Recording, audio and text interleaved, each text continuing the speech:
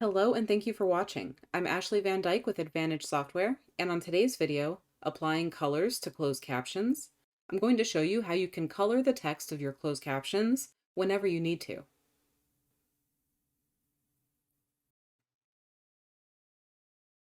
There are several colors built into Eclipse. By default, you can use white, black, red, green, yellow, blue, magenta, and cyan. Additionally, tech support can help you make custom colors if you desire. In order to use colored text, you need to add dictionary entries that include the color that you'd like to use, surrounded by curly braces. These color entries act as on switches. Once you use a bracketed color entry, all of the text that you write from that point until the end of the line will be that color, unless you use a stroke to return the text to a normal color.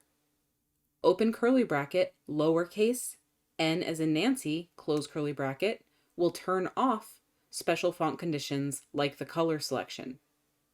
And so if you have a standalone entry defined as just open curly bracket, red, close curly bracket, you can have another standalone entry defined as open bracket, lowercase n, close bracket to turn the red text off. And that would look like this first example here, steno equal blue. Steno equals blue. And we see that in the first example, steno equals blue.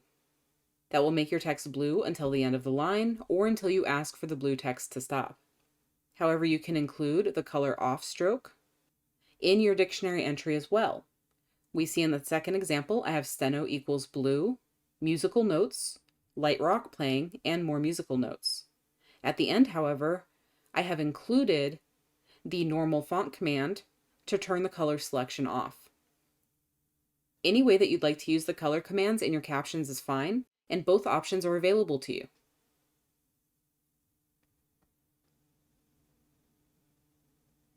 In order to use these color entries, you do have to have the required metadictionary entries.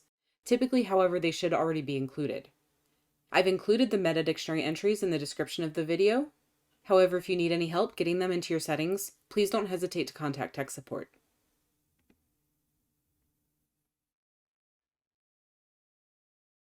I'm in Eclipse, and if I go to my user settings, to the programming tab, and to the metadictionary, I can hit find and search for all the color metadictionary entries.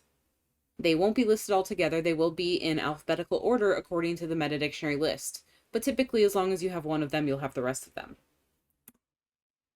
Once you've made sure that the metadictionary entries are there, you can add entries to your dictionary in order to use for the color selections. You can add entries by globaling in a document or by hitting Control D as in dog, selecting the steno that you'd like to use, defining it as I showed you in the previous screen. Simply define it as the color surrounded by curly braces. And that's exactly what matches the metadictionary entry.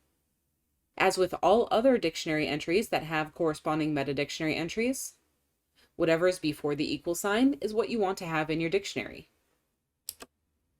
I've already entered each of the colors into my dictionary for this example. I've pre-prepared a document to use in virtual real-time that will display each of the colors available for closed captioning.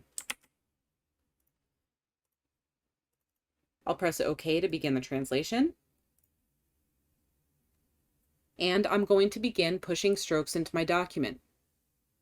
I'm going to first write the command to turn the text the color, and then I'm going to write the color. That will be immediately followed by the normal command to turn the color selection off, and I will write another word in a different color.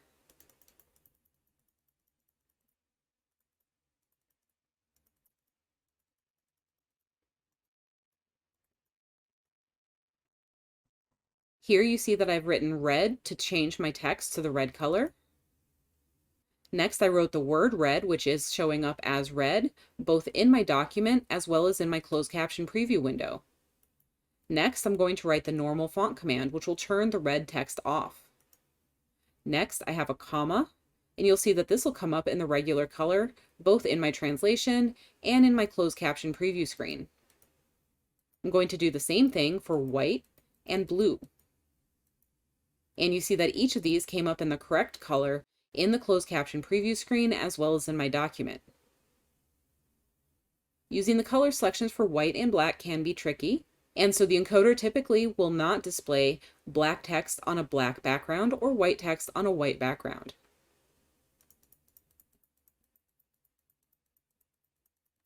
In the next color selections example, I'm going to show you each of the colors that can be used with closed captioning by default. And again, you can get custom colors set up, and tech support can help you do that. Here you'll see an example of all of the colors that are available. In the next group of samples, you'll see how the color selection can apply to multiple words. In this example, you see that each line is using a different color.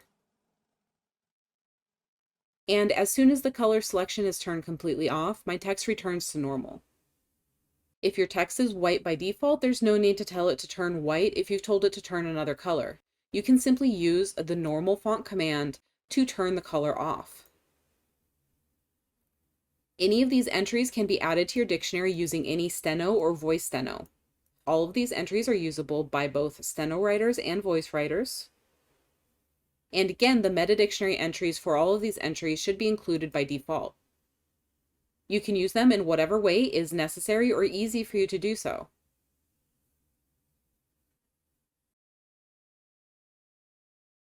Thank you so much for watching this video. I hope that you'll be able to easily employ colored captions in the future.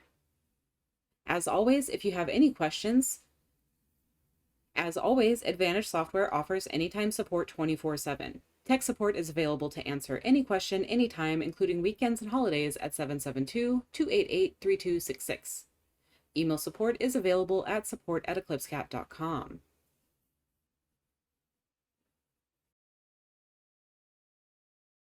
Thank you so much for watching this video. Please hit the thumbs up button and subscribe to our channel and turn on notifications so that you'll be notified when we publish new content in the future.